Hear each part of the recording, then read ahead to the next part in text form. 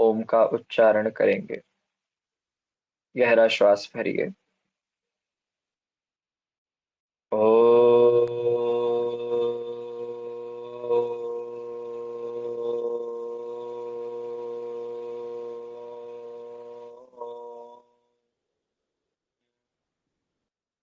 सहनाववतु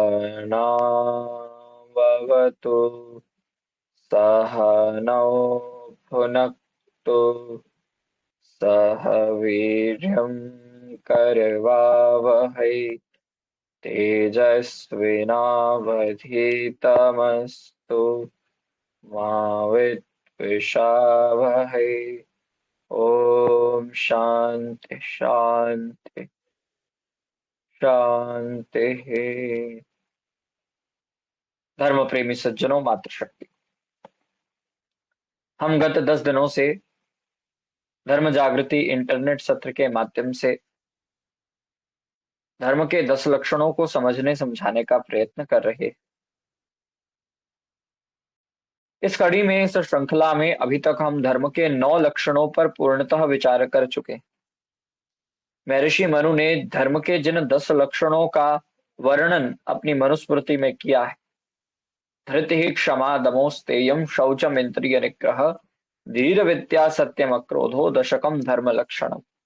इन धर्म के 10 लक्षणों में से 9 लक्षण यानी धैर्य, क्षमा, दम अर्थात मन को वश में करना, अस्तेय यानी चोरी का त्याग करना, शौच यानी आंतरिक और बाह्य रूप से पवित्रता धारण करना, इंद्रियों का निग्रह अर्थात इंद्रियों को वश में करना, धीर अर्थात बुद्धि को बढ़ाना, विद्या अर्थात विद्या प्राप्ति करना, सत्य अर्थात सत्य आचरण करना।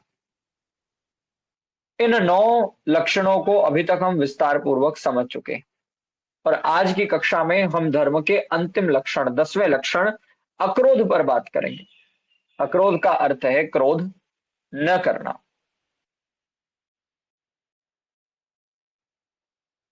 अक्रोध एक ऐसी स्थिति है जहां पर हम अपने क्रोध को दबा लेते हैं। अक्रोध एक ऐसी स्थिति है जब हम अपने भाव आवेश को, क्रोध के आवेश को दबाने का प्रयत्न करते हैं। मानव जीवन में क्रोध आना अनेक प्रसंगों में देखा जाता है। अनेक प्रसंग ऐसे होते हैं जीवन के जहां आपका क्रोध स्वयमेव उत्पन्न हो जाता है। मानव जीवन के अनेक प्रसंग ऐसे होते हैं जहां अन्य के आचरण के कारण, अन्य के व्यवहार के कारण अथवा कभी कभी बिना ही किसी कारण के हम क्रोध करना प्रारंभ कर देते हैं। लेकिन अक्सर यह देखा जाता है कि क्रोध के पीछे कोई कारण होता है। अकारण होने वाले क्रोध भी देखे जाते हैं, लेकिन कोई ना कोई सामान्य कारण से युक्त क्रोध भी देखा जाता है।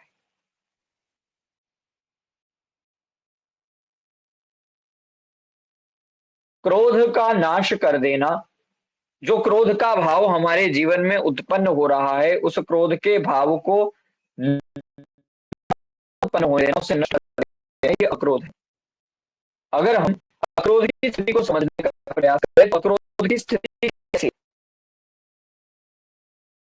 क्रोध का आवेश आया, लेकिन वह क्रोध का आवेश आपको उद्विग्न नहीं कर पाया। आपने उस क्रोध के आवेश को शांत कर दिया।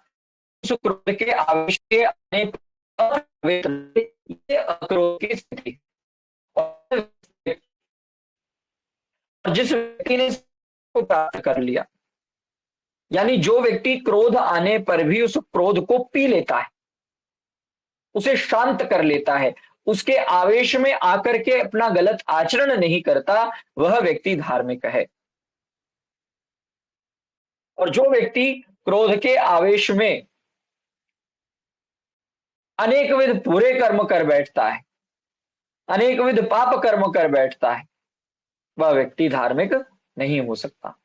अतः धार्मिक व्यक्ति के लिए क्रोध का त्याग करना और अक्रोध का पालन करना नित्यांत महत्वपूर्ण है। अगर हम अक्रोध की स्थिति को प्राप्त करना चाहते हैं तो हमें क्या करना होगा? मैं आपसे पूछता हूं, अगर आप क्रोध की स्थिति से विमुख होना चाहते हैं, अक्रोध की स्थिति को प्राप्त करना चाहते हैं, अपने क्रोध रूपी भाव को वश में करना चाहते हैं, उसके आवेश में आकर गलत निर्णयों को लेने से बचना चाहते हैं, तो आप क्या करेंगे? इसका सर्वोत्तम उपाय क्या हो सकता है? हाँ जी, बताइए, प्रश्न है। मन को वश में करना है। मन को वश में करेंगे, अच्छा, और शीतल जल ग्रहण करना है। जल ग्रहण करेंगे, बहुत अच्छा। और सभी विद्यार्थियों से पूछा जा रहा है उनके क्या विचार है। मैंने कहा ये प्रवचन तो है नहीं, कक्षा है।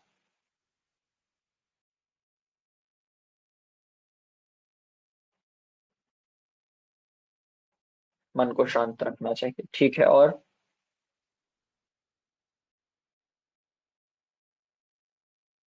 कोई? उस स्थान से दूर, क्या दो ही विद्यार्थी? आचार्य जी, जब क्रोध आए तब अपने अपनी उस शांत रह के ईश्वर को याद किया जाए, या ये ठीक है, सोचा और? जाए कोई बात नहीं, समय निकल जाए, ऐसा सोच लिया जाए। ठीक है, और?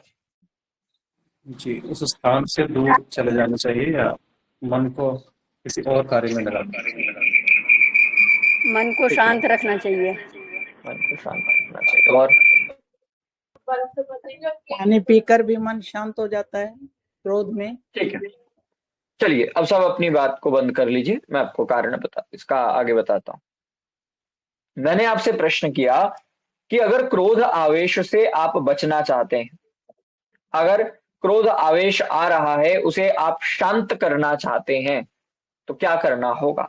और आप में से सर्वाधिक लोगों ने क्या बोला? आप में से सर्वाधिक लोगों ने बोला हमें क्रोध आने पर अपने मन को वश में करना चाहिए। लेकिन मेरा प्रश्न ही ये था कि क्रोध आने पर मन को कैसे वश में किया जाए। फिलहाल आपने जो उत्तर दिया उसमें से कई उत्तर ऐसे थे जो टेम्पररी सॉल्यूशंस हैं, यानी कुछ हद तक आपके क्रोध को दबा सकते हैं लेकिन क्रोध की समस्या का पूरी तरह से निर्मूलन नहीं कर सकते। क्रोध की समस्या का पूर्ण तरीके से निर्मूलन कर देना ये इन उपायों के वश में नहीं है। आपने कहा ठंडा पानी पी लेंगे, और क्या कहा? उस स्थान से दूर चले जाएंगे, और भी बहुत से उपाय आप विद्यार्थियों ने बताए। तो ये सब क्या है? ये सब क्रोध को दबाने के टेम्पररी साधन है, कोई भी परमानेंट साधन, परमानेंट उपाय नहीं है। मेरा प्रश्न यह है परमानेंटली क्रोध को कैसे गायब किया जाए? आचार्य, इंद्रिय निग्रह। परमानेंटली, ठीक है, राजेश जी ने कहा इंद्रिय निग्रह का, ये भी एक टेम्पररी सोल्यूशन में मैं कह रहा हूं कैसे उसको परमानेंटली कम कर दिया जाए, नष्ट कर दिया जाए पूरी तरह, कि हमारे जीवन में जब क्रोध आवेश की स्थिति आए तब हम बिल्कुल ही अप्रभावित रहें। और कैसा ऐसी अवस्था हम प्राप्त कर सकते हैं जहां क्रोध आए ही ना? प्रश्न तो ये। चलिए, हमारी वैदिक संस्कृति में सदा कहा जाता है किसी भी समस्या का निवारण करना हो तो उसके कारण को जानो, कारण को पकड़कर कारण का निर्मूलन आप करेंगे तो समस्या स्वयमेव नष्ट हो जाएगी। अगर आप किसी समस्या का निर्मूलन करना चाहते हैं, किसी समस्या का समाधान प्राप्त करना चाहते हैं, तो उस समस्या के कारण पर विचार करो, और जैसे ही आप कारण पर विचार करके उसके कार्य पर काम करोगे, तो कारण पर विचार करने से, कारण पर कार्य करने से, कारण का निर्मूलन करने से समस्या स्वयमेव सुलझ जाएगी। तो यदि व्यक्ति समस्या का समाधान करना चाहता है तो उसे समस्या के कारण पर विचार करना चाहिए। अगर आप चाहते हैं कि आप क्रोध से रहित हो जाएं, या आप अपने क्रोध को वश में कर सकें, आप अक्रोध की स्थिति को प्राप्त कर सकें, तो उसके लिए आपको क्रोध के मूल कारण पर विचार करना होगा। जैसे ही आप क्रोध के मूल कारण पर पहुंच जाएंगे, वैसे ही आपको पता चल जाएगा कैसे हम इस क्रोध को वश में कर सकते हैं, कैसे क्रोध को नियंत्रित कर सकते हैं, कैसे क्रोध आने पर मन को वश में कर सकते हैं और कैसे इसका आवेश होने पर अप्रभावित रह सकते हैं। ये व्यक्ति को कब समझ में आएगा? जब व्यक्ति मूल कारण पर पहुंचेगा। तो क्रोध से बचने का अथवा क्रोध रहित अवस्था, अक्रोध की स्थिति को प्राप्त करने का जो मूल उपाय है वो है क्रोध के कारण को जानना।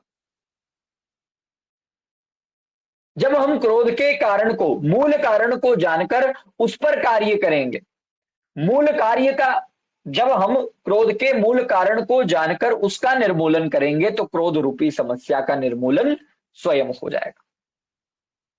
अगर हम क्रोध को नष्ट करना चाहते हैं तो क्रोध के कारण को नष्ट करना होगा, क्रोध स्वयं नष्ट हो जाएगा। जैसे अगर आप चाहें कि एक पौधा नष्ट हो जाए तो उस पौधे के बीज को ही आप पहले नष्ट कर देते हैं, कि ना रहेगा बीज और ना बनेगा पौधा, ना रहेगा बांस ना बजेगी बांसुरी। उसी प्रकार से ना रहेगा कारण और ना रहेगी समस्या। अगर आप कारण का निर्मूलन कर देंगे तो वो समस्या आपको परेशान नहीं करेगी। अगर आप चाहते हैं कि आप अपने जीवन में अक्रोध की स्थिति को प्राप्त कर लें, ऐसी स्थिति को प्राप्त कर ले जहां आप किसी के भी प्रति क्रोध आवेश में आकर के कोई गलत कार्य न करें, तो आपको क्रोध के मूल कारण पर विचार करना होगा। क्रोध का मूल कारण क्या है? भगवान श्री कृष्णचंद्र गीता में कहते हैं, ध्यायतो विषयान् पुंसः संगस्तेषुपजायते संगात् संजायते कामः कामात् क्रोधोऽभिजायते क्रोधात् भवति सम्मोहः सम्मोहात् स्मृतिविभ्रमः स्मृतिभ्रंशात् बुद्धिनाशो बुद्धिनाशात् प्रणश्यति। महत्वपूर्ण बात कही।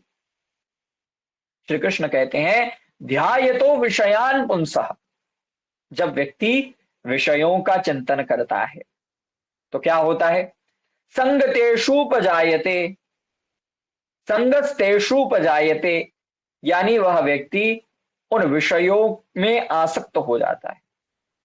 जब व्यक्ति विषय वासनाओं का चिंतन करता है, ध्यायतो विषयान् पुंसः, जो सांसारिक विषय वासनाएं हैं उनका जब मनुष्य चिंतन करता है तो संगस्तेषुपजायते, वह व्यक्ति सांसारिक विषयों में आसक्त हो जाता है। फिर कहा, संगात् संजायते कामः, जो व्यक्ति सांसारिक विषय वासनाओं में आसक्त हो जाता है उस व्यक्ति में विषयों को भोगने की कामना उत्पन्न हो जाती है। संगात् संजायते कामः, यानी विषयों को भोगने की जो कामना है उस व्यक्ति में उत्पन्न हो जाती है, जो व्यक्ति विषय भोगों की ओर आसक्त होता है। और ये जो कामना है विषय को भोगने की, ये सांसारिक विषय भोग की कामना, कामः कामात् क्रोधोऽभिजायते, जो सांसारिक विषय भोगने की कामना है उससे कहा कामात् क्रोधोऽभिजायते, यानी उस कामना से क्रोध की उत्पत्ति होती है। कारण कार्य संबंध देखिए। सबसे पहले कहा, ध्यायतो विषयान् पुंसः, मनुष्य जब क्या करता है? सांसारिक विषयों का चिंतन करता है, सांसारिक विषयों का ध्यान करता है। ध्यायतो विषयान् पुंसः, जब सांसारिक विषयों का चिंतन मनुष्य के भीतर उठता है तो उस सांसारिक चिंतन से, सांसारिक विषयों के चिंतन से क्या होता है? बार बार व्यक्ति एक ही बात का चिंतन करेगा, सांसारिक विषयों का चिंतन करेगा तो संगस्तेषुपजायते, उन विषयों के प्रति व्यक्ति की आसक्ति उत्पन्न हो जाएगी। उस विषय में व्यक्ति का आसक्ति भाव उत्पन्न हो जाएगा। और जब व्यक्ति की आसक्ति उसमें उत्पन्न हो गई तो संगात् संजायते कामः, व्यक्ति क्या करेगा? व्यक्ति की विषय भोग में इच्छा उत्पन्न हो जाएगी कि मुझे तो विषय भोग करना है। विषय भोग की कामना उस व्यक्ति के भीतर उत्पन्न हो जाएगी। और जिसके भीतर विषय भोग की कामना उत्पन्न हो गई, कामात क्रोधो भी जायते, उस कामना के उत्पन्न होने पर जब वो कामना पूरी नहीं होगी, उस कामना में किसी प्रकार की कोई बाधा उत्पन्न होगी, कामना की पूर्ति में किसी प्रकार का कोई विरुद्ध भाव उपस्थित होगा, तो ऐसी परिस्थिति में क्या होगा? ऐसी परिस्थिति में क्रोध की उत्पत्ति होती है। पहले श्लोक में क्रोध का कारण बताया गया है कि क्रोध का कारण क्या है। दूसरे श्लोक में कृष्णचंद्र जी ने इस क्रोध का जो दुष्परिणाम है वो बताया है। अगर हम पहले श्लोक पर पुनः विचार करें थोड़ा, तो ध्यायतो विषयान पुंसः, जब हम सांसारिक विषयों का चिंतन करते हैं, संगस्तेषु पजायते, उन विषय वासनाओं में, सांसारिक विषयों में हमारी आसक्ति हो जाती है, अटैचमेंट हो जाती है। और जब व्यक्ति की आसक्ति सांसारिक विषयों के साथ हो जाती है तो संगात संजायते कामः, यानी उस आसक्ति के कारण विषय भोगों को भोगने की कामना उत्पन्न हो जाती है। और जिस व्यक्ति की विषय भोग की कामना उत्पन्न होती है, कामात क्रोधो भी जायते, उस कामना में विरुद्ध भाव उपस्थित होने पर या वो कामना पूरी ना होने पर क्या होता है? उस व्यक्ति के भीतर क्रोध उत्पन्न होने लगता है। तो ये कारण कार्य संबंध है। समझ में आया क्रोध की उत्पत्ति कैसे होती है? जी आ गया। आचार्य जी एक बार अब ये मंत्र समझते दोबारा हैं। बोल दीजिए। कामात क्रोधो विजायते। सबसे पहले ये मंत्र नहीं है, ये श्लोक है। श्लोक है। हाँ हाँ, ध्यान से सुन लीजिए, माइक बंद कर लीजिए। ध्यायतो विषयान पुंसः संगस्तेषु पजायते, संगात संजायते कामः, कामात क्रोधो भी जायते। अगर प्रभाकर जी लिख सकें इस श्लोक को तो लाइव चैट में लिख सकते हैं। तो इसमें बताया गया कैसे क्रोध उत्पन्न होता है। दूसरी बात अगले श्लोक में कही, क्रोध का दुष्परिणाम क्या है। तो कहा क्रोधात भवति सम्मोह, सम्मोहात स्मृति विभ्रम, स्मृति भ्रंशाद बुद्धि नाशो, बुद्धि नाशात प्रणश्यति। क्रोधात भवति सम्मोह, जब व्यक्ति की सांसारिक विषय वासनाओं की भोगने की इच्छा पूरी नहीं होती, जब व्यक्ति की सांसारिक विषयों को भोगने की कामना पूर्ण नहीं होती, और उसके फलस्वरूप जब व्यक्ति का क्रोध उत्पन्न होता है, तो व्यक्ति का वह क्रोध क्या करता है? क्रोधात भवति सम्मोह, व्यक्ति द्वारा किया गया वह क्रोध उस व्यक्ति को अत्यंत मूढ़ अवस्था में डाल देता है।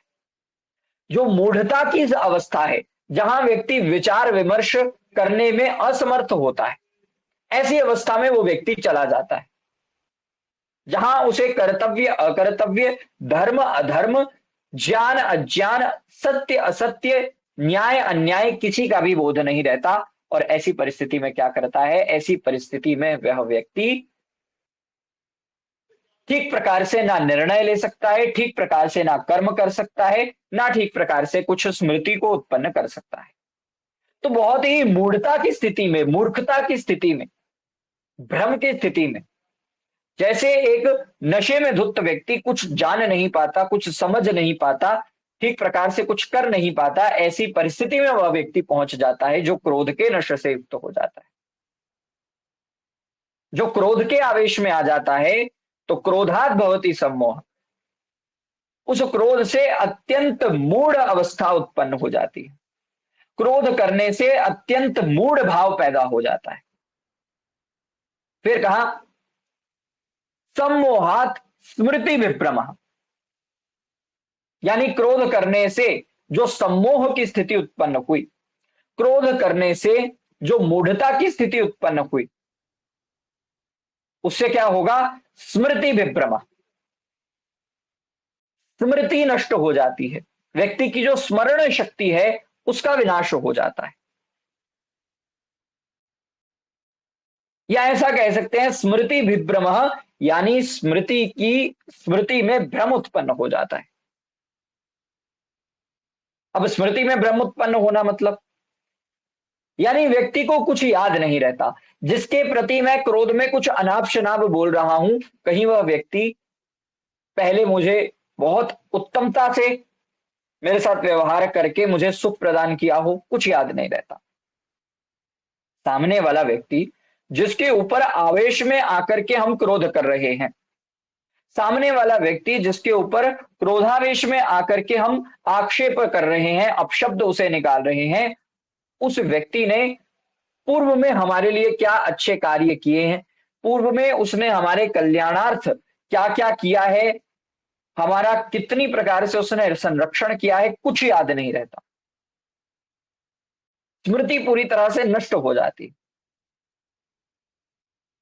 क्रोध में स्थित व्यक्ति, क्रोध आवेश से मूढ़ अवस्था को प्राप्त किया हुआ व्यक्ति कुछ याद नहीं रखता कि उसके साथ सामने वाले व्यक्ति ने कितना अच्छा क्या किया है, क्या नहीं किया। तो स्मृति का नाश हो जाता है। फिर कहा स्मृति भ्रंशाद बुद्धि नाशो, यानी जब व्यक्ति की स्मृति में भ्रम उत्पन्न होता है, जब उसे ठीक ठीक स्मृति नहीं रहती, तो उसका क्या दुष्परिणाम होता है? उसका दुष्परिणाम यह होता है कि उस व्यक्ति की बुद्धि का विनाश हो जाता है।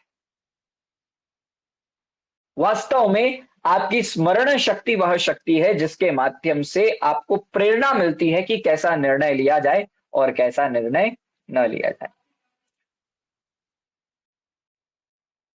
अच्छा, आपने क्या ऐसा कार्य रिपीट किया है जिसके बदले आपको पहले दंड मिल चुका हो? हाँ जी। जी जी। अक्सर ये देखा जाता है कि व्यक्ति उस कार्य को करने से बचता है जिस कार्य को करने के लिए उसे बहुत निंदित किया गया हो, बहुत अपमानित किया गया हो, बहुत दंडित किया गया हो, प्रताड़ित किया हो। व्यक्ति उस काम को करने से बचता है, प्रयास करता है कि वो काम दोबारा रिपीट ना हो। जैसे एक बालक को अपना गृह कार्य होमवर्क ना करने पर डांट पड़ती है, तो विद्यार्थी आगे ये प्रयास करता है कि मैं अपने होमवर्क को पूर्ण करूं, उस होमवर्क को ना छोड़ूं। और वो ऐसा प्रयास क्यों करता है? स्मृति के कारण। उसकी स्मरण शक्ति में है कि मैंने जब ये ऐसा नहीं किया था तो मुझे दंड मिला था, और अगर मैं दोबारा नहीं करूंगा तो मुझे फिर दंड मिलेगा। ऐसे ही स्मृति का नाश होने से व्यक्ति निर्णय लेने में असक्षम हो जाता है।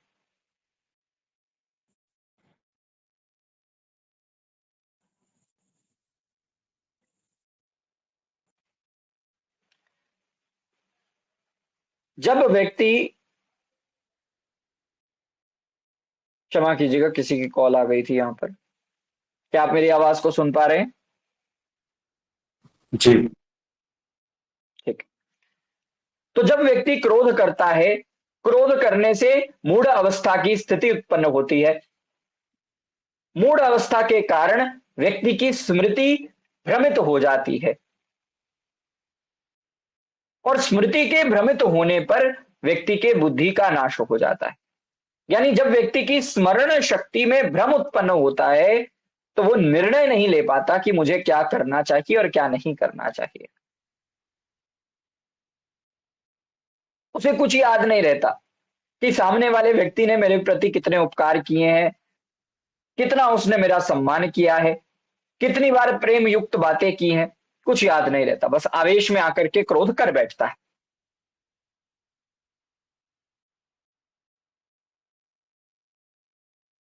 जब स्मृति भ्रंशित हो जाती है, जब स्मृति भ्रमित पर सक्षम हो जाता है कि क्या सही है क्या गलत है।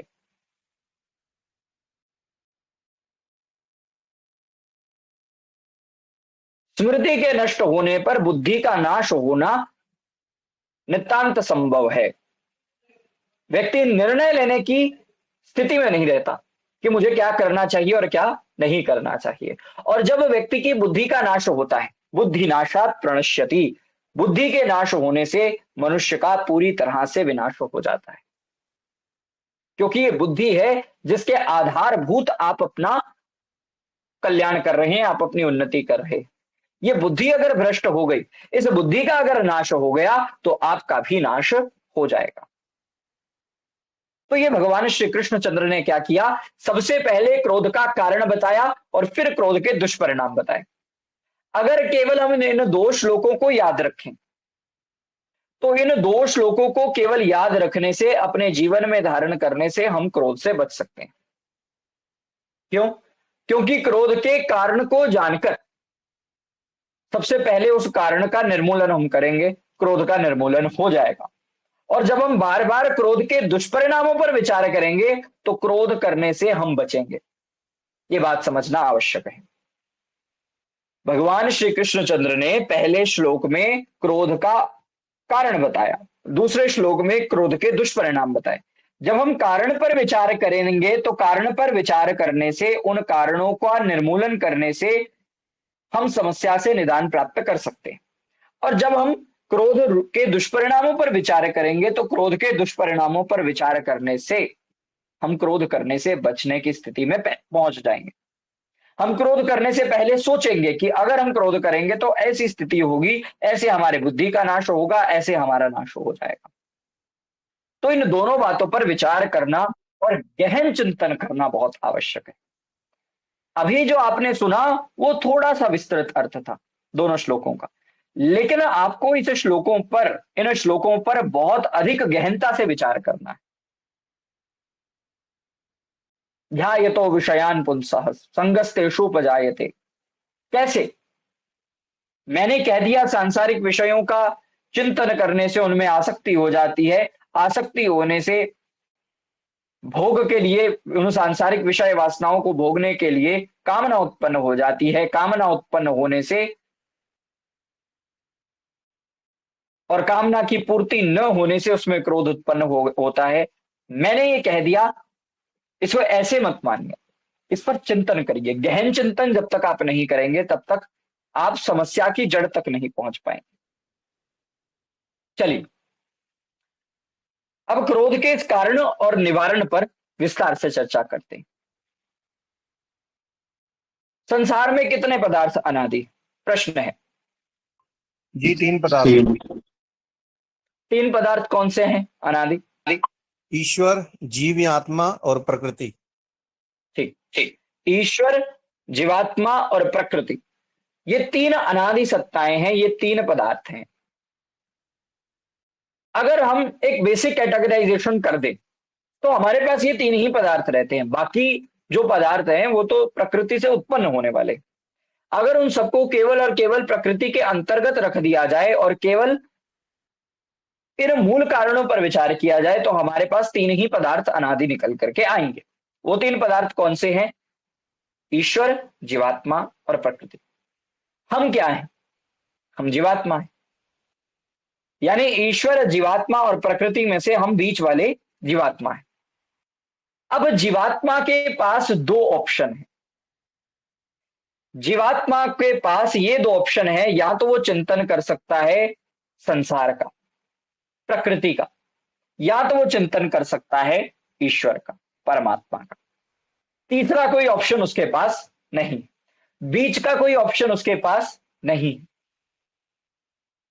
संसार में 3 पदार्थ अनादि, इन 3 पदार्थों में से ये जो बीच वाला जीवात्मा है, संसार में ये जो 3 पदार्थ अनादि हैं उनमें से ये जो बीच वाला जीवात्मा है, ये या तो ईश्वर के बारे में चिंतन करेगा या ये जीवात्मा प्रकृति के बारे में चिंतन करेगा। कोई चौथा पदार्थ बीच में नहीं है जिसके बारे में ये जीवात्मा चिंतन कर सके। तो हमारे पास 2 ही ऑप्शन है, या तो ईश्वर का चिंतन करें या सांसारिक विषयों का चिंतन करें। ये 2 ऑप्शन ही इस जीवात्मा के पास रहते हैं। अगर बीच वाली उंगली को हम जीवात्मा माने तो इस जीवात्मा के पास या तो ईश्वर का स्मरण करना, ईश्वर का चिंतन करना, ये ऑप्शन है, या इस जीवात्मा के पास संसार का, सांसारिक विषय भोगों का चिंतन करना, ये ऑप्शन है। अब इन दोनों ऑप्शंस में से जीवात्मा क्या चुनता है, इस बात पर निर्भर करता है कि जीवात्मा की गति क्या होगी।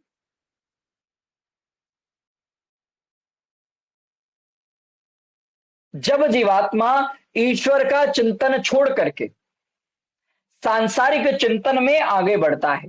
जब जीवात्मा ईश्वर का चिंतन छोड़कर सांसारिक विषय वासनाओं का चिंतन करता है, सांसारिक विषयों में डूबता है, तो क्या होता है, बार बार उन सांसारिक विषयों का चिंतन करने से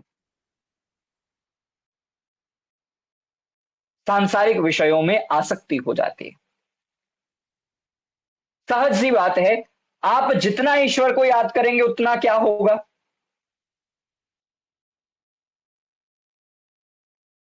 जितना आप ईश्वर को याद करेंगे उतना क्या होगा,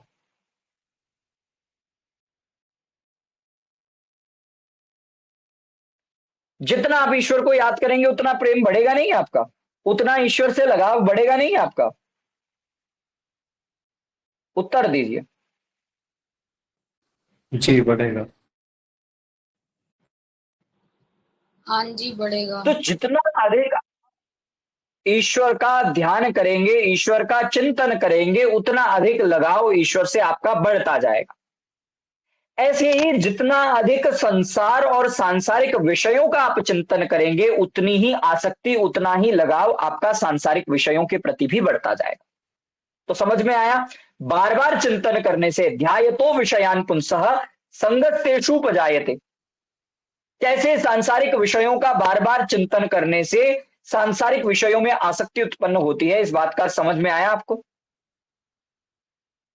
तो जैसे ईश्वर का बार बार आप चिंतन करेंगे, जैसे ईश्वर का बार बार ध्यान करेंगे, तो ईश्वर का बारंबार स्मरण करने से, ध्यान करने से ईश्वर में लगाव उत्पन्न होता है, ईश्वर के प्रति प्रीति बढ़ जाती है। ऐसे ही संसार का जितना अधिक हम चिंतन करेंगे, सांसारिक विषयों का जितना अधिक हम चिंतन करेंगे, उतना अधिक हम सांसारिक विषयों में फंसते जाएंगे, उतना अधिक सांसारिक विषयों में हम आसक्त होते जाएंगे। अच्छा, अब हमारी सांसारिक विषयों के साथ आसक्ति हो गई, अटैचमेंट हो गई, तो अब क्या होगा, तीसरी बात होगी इन सांसारिक विषयों को भोगने की इच्छा, कामना, जिसे कहा संगात संजायते कामः, यानी ये जो आसक्ति है, इस आसक्ति से क्या होगा, इस आसक्ति से विषय भोग की कामना उत्पन्न हो जाएगी। मैंने आपको बताया मनुष्य ईश्वर का चिंतन कर सकता है, ईश्वर का चिंतन करेगा तो क्या होगा, ईश्वर के प्रति लगाव बढ़ेगा, प्रीति बढ़ेगी।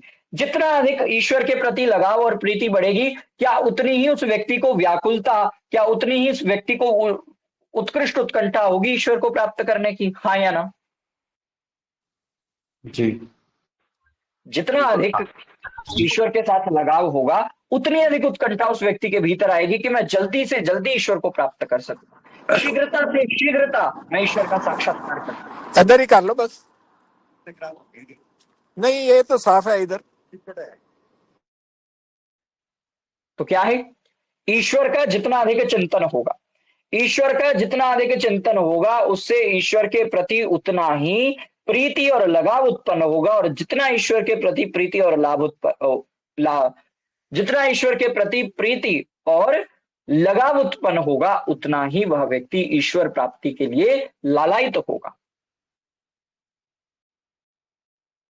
ऐसे ही अगर हम सांसारिक विषयों का चिंतन करेंगे, तो सांसारिक विषयों में आसक्ति, अटैचमेंट बढ़ेगी, और जितनी अधिक सांसारिक विषयों में अटैचमेंट बढ़ेगी, आसक्ति बढ़ेगी, उतनी अधिक उन्हें भोगने की जो रुचि है, उतने अधिक सांसारिक विषय वासनाओं को भोगने का जो,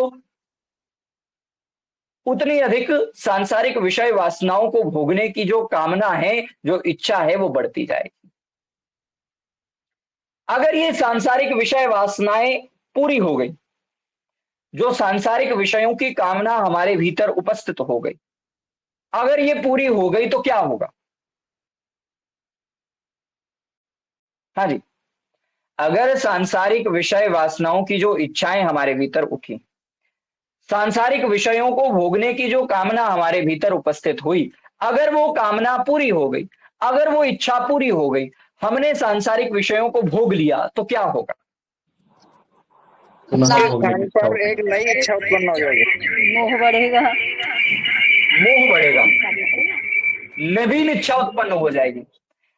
आज मेरे पास 1 लाख रुपया आ गया तो कल मैं प्रयास करूंगा 1 करोड़ के लिए, वहां मुझे तृप्ति प्राप्त नहीं हुई। 1 लाख को प्राप्त करके मैं तृप्त नहीं हुआ, अब मुझे 1 करोड़ चाहिए। अब 1 करोड़ मेरे पास आ जाएगा तो 1 करोड़ को प्राप्त करके मैं तृप्त नहीं होऊंगा, मुझे 1 अरब रुपया चाहिए। ऐसे ही ये जो वासनाएं हैं, ये जो विषय हैं, इन विषयों को भोगने की जो प्रवृत्ति है वो बढ़ती जाएगी और इसी अवस्था का नाम लोभ है। जैसे अग्नि में घृत डालने से अग्नि शांत नहीं होती बल्कि बढ़ती है, ऐसे ही विषय भाव, जैसे अग्नि में घृत डालने से अग्नि बढ़ती है ना कि शांत होती है, वैसे ही इन सांसारिक विषयों को भोग लेने से सांसारिक विषय भोगों की जो इच्छाएं हैं, जो कामनाएं हैं, वो बढ़ती हैं, शांत नहीं होती।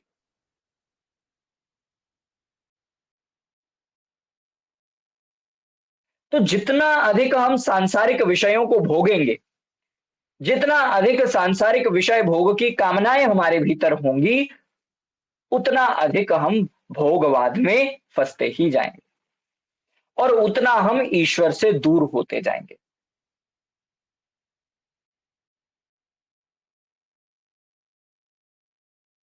ये तो हो गया कामना की पूर्ति की बात। अगर सांसारिक भोगों की जो कामना है वो पूरी हो गई तो लोभ, और अगर ना हुई तो जैसा कृष्णचंद्र कह रहे हैं, कामात क्रोधो भी जायते, यानी उस अवस्था में काम की पूर्ति न होने पर, इच्छाओं का आघात होने पर क्या होगा? क्रोध की उत्पत्ति होगी। आप देखिए, व्यक्ति के 90% क्रोध का यही कारण रहता है जब उसकी इच्छाएं पूर्ण नहीं होती। वो कुछ चाहता था लेकिन उसे वह मिला नहीं, इसीलिए वह क्रोधी बन गया। वो कुछ चाहता था, उसकी कुछ अपेक्षाएं थी, उसकी कुछ आशाएं थी, उसकी कुछ कामनाएं थी, ना वो अपेक्षाएं पूर्ण हुई, ना वो आशाएं पूर्ण हुई और ना वो कामनाएं पूर्ण हुई। इन सब का परिणाम क्या निकला? इन सब का परिणाम निकला उस व्यक्ति का क्रोध। व्यक्ति अपने सामने वाले व्यक्ति से कुछ चाहता था, कुछ अपेक्षाएं उसके साथ रखता था, कुछ सांसारिक विषयों की कामना उसके भीतर थी कि मुझे ये प्राप्ति हो जाए। ऐसे ही उस व्यक्ति ने बहुत सी आशाएं, बहुत सी अपेक्षाएं, बहुत सी इच्छाएं, बहुत सी कामनाएं अपने भीतर रखी हुई थी। जब उस व्यक्ति की अपेक्षाओं का आघात होगा, जब उस व्यक्ति की कामनाओं का आघात होगा, तो क्या होगा? उस व्यक्ति का क्रोध उत्पन्न होगा, उस व्यक्ति के भीतर क्रोध उत्पन्न होगा, क्योंकि जो वो पाना चाहता था वो नहीं पा पाया, जो प्राप्ति वो करना चाहता था उसे वो बिल्कुल प्राप्त नहीं कर पाया। इस कारण से वहां पर क्रोध की अवस्था उत्पन्न हो गई।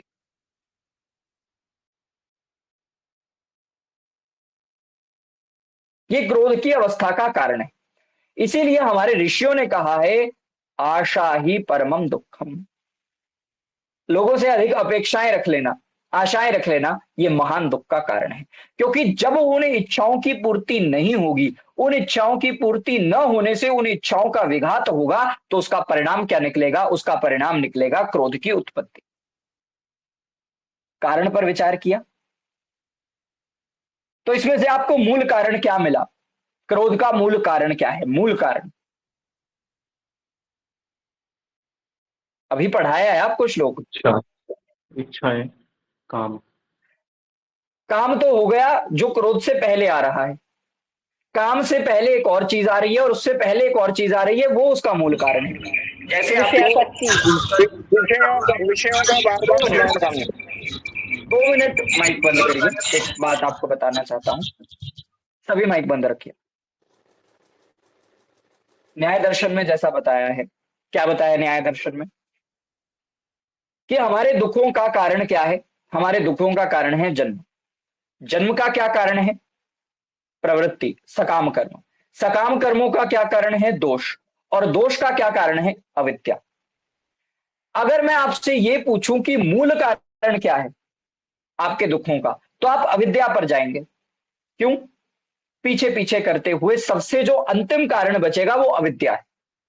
ऐसे ही जैसे श्री कृष्ण ने बताया, सांसारिक विषयों का चिंतन, उन विषयों में आसक्ति, विषय भोगों की कामना और इससे उत्पन्न होने वाला क्रोध।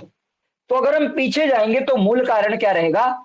सांसारिक विषयों का चिंतन। जितना अधिक आप सांसारिक विषयों का चिंतन करेंगे उतना अधिक लोभ, मोह, क्रोध आदि उत्पन्न होने के चांस रहेंगे। मनुष्य सदा प्रयास करना चाहता है कि मैं अपने क्रोध को हटा दूं, अपने लोभ को हटा दूं, ईर्ष्या, अभिमान, द्वेष आदि को हटा दूं, लेकिन नहीं हटा पाता। क्यों? क्योंकि मनुष्य का अधिक चिंतन क्या रहता है? मनुष्य का अधिक चिंतन सांसारिक विषयों पर रहता है।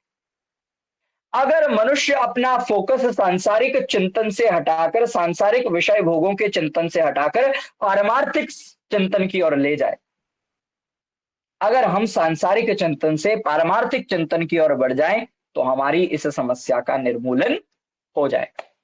तो क्रोध को हटाने का सबसे उत्तम समाधान, सबसे बड़ा उपाय तो यह है कि आप अपना जो वे ऑफ थिंकिंग है उसे बदलें, जो आपकी मानसिकता है उसका परिवर्तन करें, आपके चिंतन को बदल दीजिए। अगर आप अपना चिंतन बदलेंगे, सांसारिक चिंतन से पारमार्थिक चिंतन की ओर बढ़ेंगे, तो ये काम, क्रोध, लोभ आदि जो शत्रु हैं इनका स्वयमेव नाश हो जाएगा। और बहुत मनोवैज्ञानिक पद्धति है, जैसे आपको बताया है। कोई ऐसी बात नहीं है कि आप ईश्वर से जुड़ जाइए, ईश्वर आपके बस नाश कर देगा जैसा मर्जी। आपको बताया गया कैसे नाश होगा, एक मनोवैज्ञानिक पद्धति बताई गई इसकी, कि मनुष्य जितना अधिक चिंतन करेगा उतनी अधिक आसक्ति उस विषय में उत्पन्न होगी, और जितनी अधिक आसक्ति उसमें उत्पन्न होगी उतनी अधिक उसे भोगने की कामना होगी। श्री कृष्ण डायरेक्टली कह सकते थे कि ये करोगे तो क्रोध होगा, लेकिन कृष्ण जी ने पूरी एक मनोवैज्ञानिक पद्धति बता दी। ये हमारे आप्त पुरुषों का वैशिष्ट्य है। हमारे आप्त पुरुष कैसे उपदेश करते हैं, ये उनका वैशिष्ट्य है। तो अगर हम अपने चिंतन को बदल दें, अगर हम सांसारिक चिंतन से पारमार्थिक चिंतन की ओर बढ़ जाएं, तो हम अपनी समस्या का समाधान प्राप्त कर सकते हैं। दूसरी बात है आसक्ति को घटाना। अब ऐसा तो है नहीं कि आप इस संसार में रहते हुए बिल्कुल ही सांसारिक चिंतन छोड़ दें। क्या ऐसा संभव है? जी नहीं। आप संसार में हैं, कुछ कुछ सांसारिक चिंतन आपको रखना ही होगा। आप में से कोई किसी संस्था का प्रतिनिधित्व करते होंगे, कोई मंत्री होंगे, कोई प्रधान होंगे, कोई गुरुकुल के ट्रस्टी होंगे, कोई किसी संस्था के ट्रस्टी होंगे। अगर आप केवल पारमार्थिक दृष्टि से युक्त रहेंगे तो आप व्यवस्थाओं पर ध्यान नहीं दे पाएंगे। आप में से अधिकतर तो परिवार वाले होंगे। अगर आप पारमार्थिक दृष्टि से युक्त रहेंगे तो अधिक परिवार के लिए जो अर्थोपार्जन आदि है उस पर भी आप ध्यान कम दे पाएंगे। तो ठीक है, आप पूरी तरह से सांसारिक विषयों से अलग नहीं हो सकते। सांसारिक विषयों को आपको सांसारिक विषयों का सेवन करना होगा। कुछ अंश में सांसारिक विषयों का सेवन ठीक है, आवश्यक है। लेकिन क्या होगा अगर हम सांसारिक विषयों का सेवन भी ऐसे करें कि हम उन सांसारिक विषयों में लिप्त ना। वास्तव में जब भी व्यक्ति किसी विषय का सेवन तो उसमें आसक्त होना, उसका बढ़ना, अटैचमेंट बढ़ना, में लिप्त होना, ये स्वाभाविक बात होती है। लेकिन जब व्यक्ति को अपनी हैसियत पता होती है, जब व्यक्ति को अपनी वास्तविकता पता होती है, तब वो फिर इस आसक्ति से, अटैचमेंट से बच जाता है। क्या एक ड्राइवर को गाड़ी के प्रति आसक्ति हो सकती है जो गाड़ी किसी और की है? उस गाड़ी से अटैचमेंट हो सकती है? जी नहीं नहीं हो होगी। क्यों? अपनी गाड़ी नहीं है वो। किराए के मकान से आसक्ति नहीं होगी, वो अपना मकान नहीं है, किराए का मकान है। जब हमें अपनी अवस्था का परिज्ञान है, हम क्या हैं, जब हमें अपनी हैसियत का परिज्ञान है कि हम तो सिर्फ उपभोगकर्ता मात्र हैं, हम तो केवल नौकर मात्र हैं, सेवक मात्र हैं, स्वामी तो कोई और है, तो हम आसक्त होने से, लिप्त होने से बच सकते हैं। तो सांसारिक विषयों का चिंतन भी कुछ अंश में आवश्यक है। आप पारमार्थिक चिंतन अधिक करें, सांसारिक चिंतन कम करें, लेकिन उन सांसारिक चिंतन को करते समय भी इस बात का ध्यान दीजिए कि कहीं आप सांसारिक चिंतन में लिप्त ना हो जाएं, उसमें आसक्त ना हो जाएं, और उसके लिए आपको अपनी वास्तविकता का परिज्ञान होना अत्यंत आवश्यक है।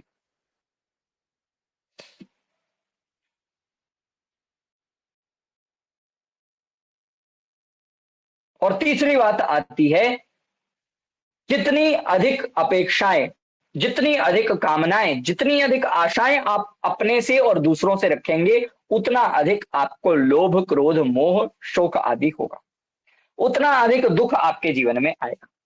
व्यक्ति अपने आप से बहुत आशाएं रख लेता है, मैं अगले वर्ष अपने आप को यहां देखता हूं, प्रतिदिन ये सोचता है कि मैं यहां पहुंच गया।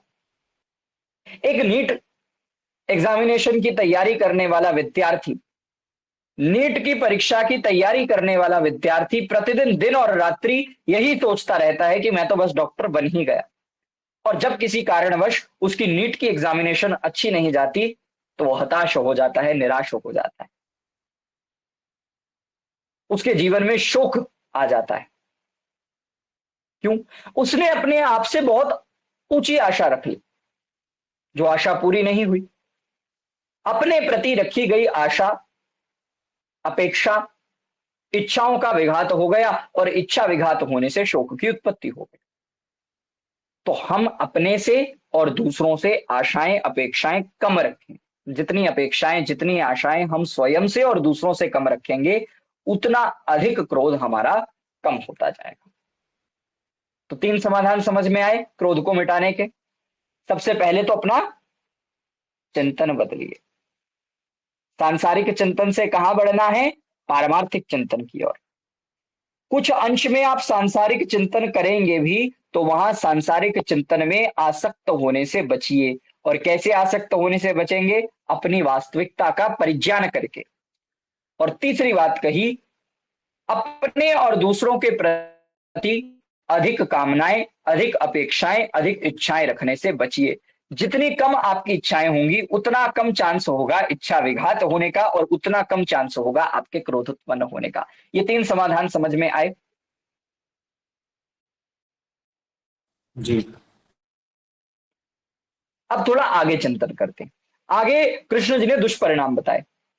क्रोधात भवति सम्मोह। क्रोध से क्या होगा? मूढ़ता की स्थिति उत्पन्न होगी। जिस अवस्था में कर्तव्य, अकर्तव्य, धर्म, अधर्म कुछ स्मरण नहीं रहता व्यक्ति को, मूढ़ अवस्था ऐसी है जिसमें व्यक्ति की कोई एकाग्रता नहीं रहती।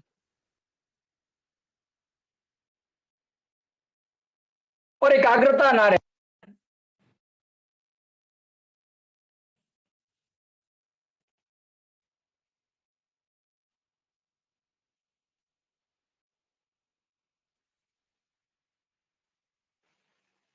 मूढ़ अवस्था एक ऐसी अवस्था है जहां पर व्यक्ति की बिल्कुल एकाग्रता नहीं रहती, और एकाग्रता न होने के कारण व्यक्ति कर्तव्य, अकर्तव्य, धर्म, अधर्म आदि का बोध ठीक प्रकार से नहीं कर पाता। इस अवस्था में क्या होता है? इस अवस्था में स्मृति भ्रंशाद, क्रोधात भवति सम्मोह, सम्मोहात स्मृति विभ्रमः। स्मृति भ्रमित हो जाती है, स्मृति भ्रष्ट हो जाती है, व्यक्ति की स्मरण शक्ति भ्रष्ट हो जाती है, और उसको कुछ याद नहीं रहता कि मैंने ऐसा किया था, मैंने वैसा किया था, उसने मेरे लिए ऐसा किया था, उसने मेरे लिए वैसा किया था, कुछ याद नहीं रहता उस अवस्था में। स्मृति पूरी तरह से भ्रष्ट हो जाती है, और स्मृति के भ्रष्ट होने पर क्या होता है? बुद्धि का नाश हो जाता है। और जब व्यक्ति की बुद्धि का नाश हो जाता है तो व्यक्ति निर्णय लेने में असक्षम हो जाता है, सही निर्णय लेने में असक्षम हो जाता है। बुद्धि का काम है निर्णय लेना, बुद्धि से निर्णय लिया जाता है, तो व्यक्ति सही निर्णय नहीं लेगा, वेदानुकूल निर्णय नहीं लेगा, अपनी आत्मा के अनुकूल निर्णय नहीं लेगा, इन सबसे विपरीत होकर गलत निर्णय लेगा, वेद विरुद्ध निर्णय लेगा, और जिसका दुष्परिणाम क्या होगा? जिसका दुष्परिणाम यह होगा कि व्यक्ति अपना नाश कर बैठेगा, अपना पतन कर बैठेगा। तो 3 समाधान तो आपको ऊपर बता दिए गए कैसे आप अपने क्रोध का विनाश कर सकते हैं। अगला चौथा समाधान यह है कि क्रोध के इन दुष्परिणामों पर विचार करिए क्या आप मूढ़ता की स्थिति को प्राप्त करना चाहते हैं? क्या आप में से कोई भी ऐसा व्यक्ति है जो मूढ़ता की स्थिति को प्राप्त करना चाहता? क्या आप में से कोई भी ऐसा व्यक्ति है जो मूढ़ अवस्था के अधीन होते हुए अपनी स्मरण शक्ति का, अपनी स्मृति को भ्रष्ट करना चाहता हो? क्या आप में से कोई भी ऐसा व्यक्ति है जो स्मृति के नाश से, स्मृति के भ्रंश होने से, स्मृति को पूरी तरह से भ्रष्ट कर देने पर अपनी बुद्धि का नाश चाहता? कोई भी ऐसा व्यक्ति नहीं। तो इन सबसे बचने के लिए व्यक्ति को क्रोध नहीं करना चाहिए, क्रोध से बचना चाहिए।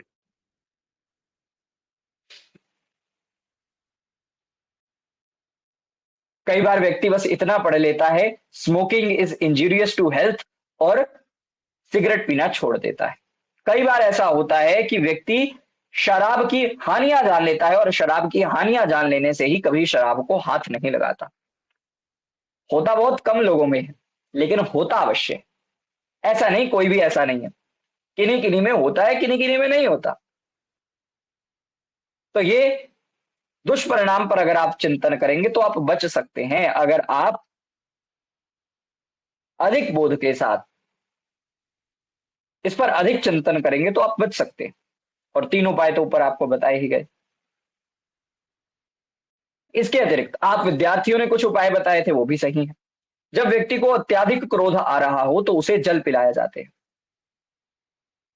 जब अत्यंत क्रोधावेश व्यक्ति को आता है तो उसको जल पिलाया जाता है शांत करने के लिए। क्यों? क्योंकि जल का गुण है शांत। जल का स्वयं का गुण कैसा है? शांत है।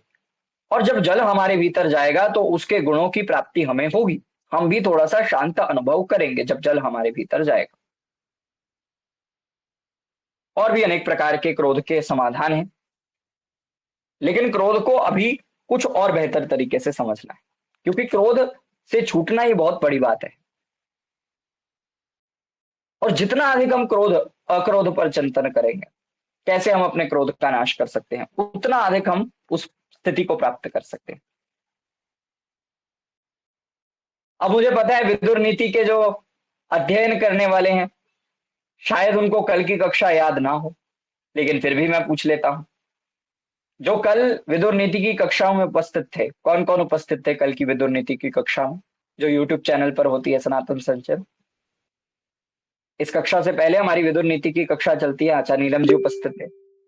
राजेश जी ने भी सुनी होगी फिर तो। और किसने सुनी कल की कक्षा? जी हमने भी सुनी। मानविका जी ने भी सुनी। जी कल मैं अनुपस्थित था जी।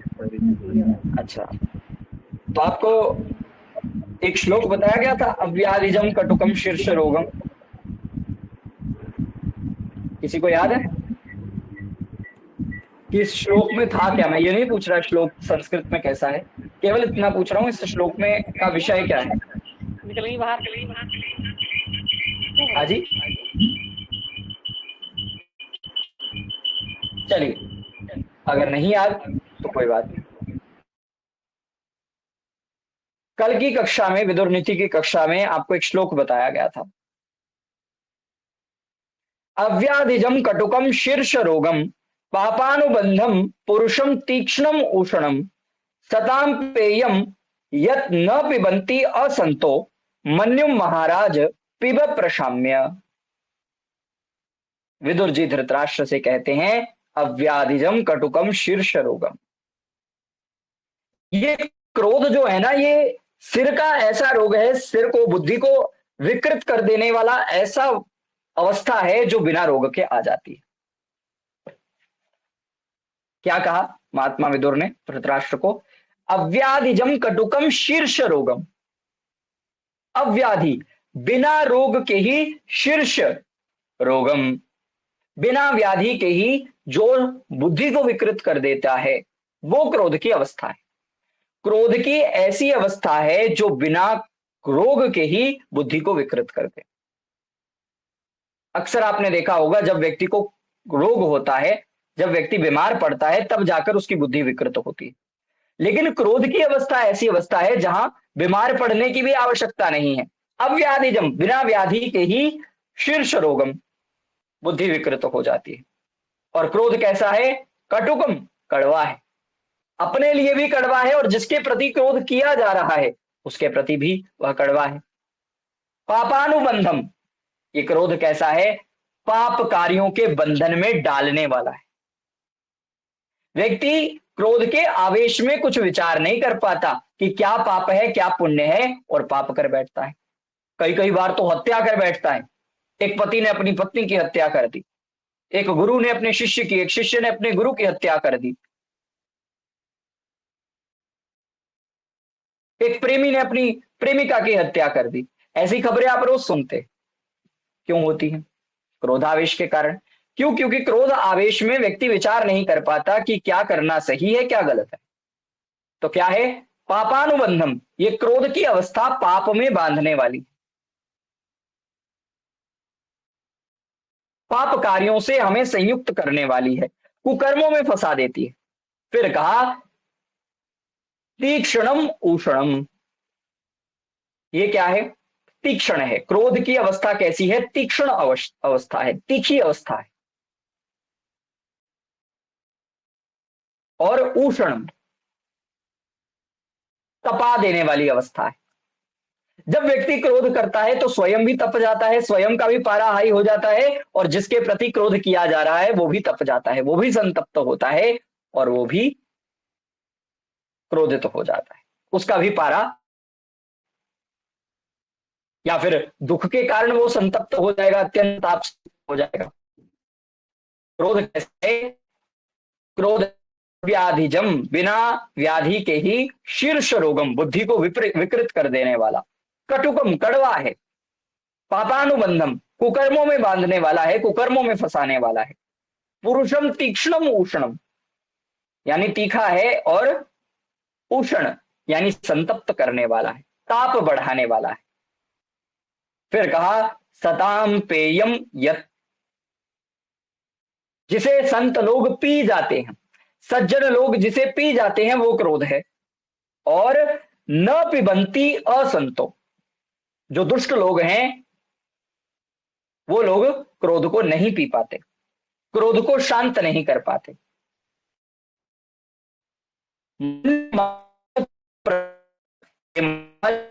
आप शांति को प्राप्त करना चाहते हैं तो इस क्रोध को पी लीजिए, इस क्रोध को गटक जाइए। अगर आप शांति को चाहते हैं, प्रशाम्य, क्रोध को पी लेने से शांति की प्राप्ति होती है। तो हे महाराज, अगर आप शांति को चाहते हैं तो इस क्रोध को पी जाओ, ये विदुर जी ने बताया। तो ये है क्रोध की अवस्था, और इससे बचना नितांत आवश्यक है। हमें क्रोध से बचना है, लेकिन मन्यु से नहीं। वेद कहता है ओम मन्युरसी मन्युमयि देहि, हे ईश्वर आप मन्यु स्वरूप हैं, हमें भी मन्यु से युक्त कीजिए। आप दुष्टों पर क्रोध करने वाले हैं, दोषों पर क्रोध करने वाले, हमें भी ऐसी शक्ति, ऐसा सामर्थ्य, ऐसी योग्यता दीजिए कि हम दुष्टों पर क्रोध कर पाए।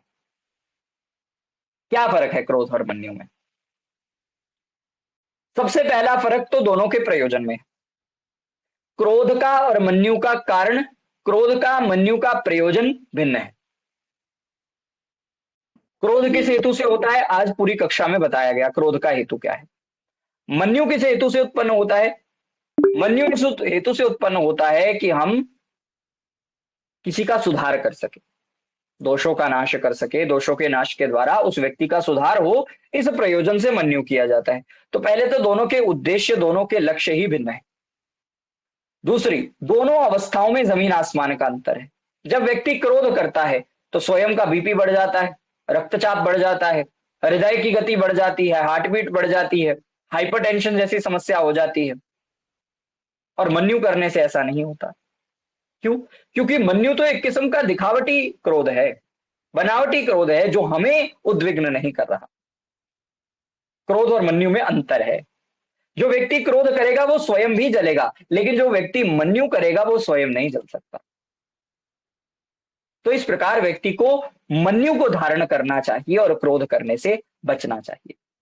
व्यक्ति को दोषों से सुधारने के लिए, व्यक्ति के दोषों को दूर करने के लिए समाज में दुष्टों का नाश करने के लिए मन्यु की भी अनिवार्यता है। तो क्रोध के संबंध में हमने बहुत सी बातों को समझने का प्रयत्न किया। आप क्रियात्मक रूप से क्रोध को नष्ट करने का प्रयास करिए। जो उपाय आपको बताए गए, क्रोध का समाधान आपको बताया गया, उस समाधान के माध्यम से आप अपने दैनिक जीवन में अक्रोध की अवस्था को प्राप्त कर सकते हैं। क्रोध आवेश को दबा सकते हैं, पूरी तरह से उसे नष्ट कर सकते हैं। आप धर्म के इन 10 लक्षणों को क्रिया रूप में अपने जीवन में धारण कर सके, ऐसी मेरी शुभकामनाएं हैं। आपने इन 11 दिनों इन कक्षाओं को बड़ी महत्वपूर्णता के साथ, इन कक्षाओं को बड़े धैर्य पूर्वक आपने सुना, आपने समय दिया, प्रतिदिन आप उपस्थित रहे। प्रभाकर जी हैं, राजेश जी हैं, नीलम जी हैं, मधुकर जी हैं, रमेश जी हैं, मानविका जी हैं, अक्षिति जी हैं, सीमा जी हैं। बहुत से विद्यार्थी ऐसे हैं जो प्रतिदिन कक्षा में उपस्थित रहे, नियमित कक्षाओं का उन्होंने श्रवण किया। आप सभी साधुवाद के पात्र हैं। बस जो आपने इन कक्षाओं में सुना है, बस उसको जीवन में धारण करने का विशेष प्रयत्न कीजिएगा। यही आप सभी के लिए मेरी शुभकामनाएं हैं। यही आप सभी के लिए अंतिम जो दीक्षांत संदेश है वो यही है। सभी का बहुत बहुत धन्यवाद। किसी की कोई शंका हो तो बता सकते हैं, और अगर कोई अन्य बात कहनी हो तो वो भी कह सकते हैं। हमें तो मालूम ही परसों हुआ है जी, कोई बात नहीं। इसकी पहले रिकॉर्डिंग भी सुनते तो यूट्यूब हमारा पर कुछ और लाभ होता। इसकी रिकॉर्डिंग भी यूट्यूब पर उपलब्ध है।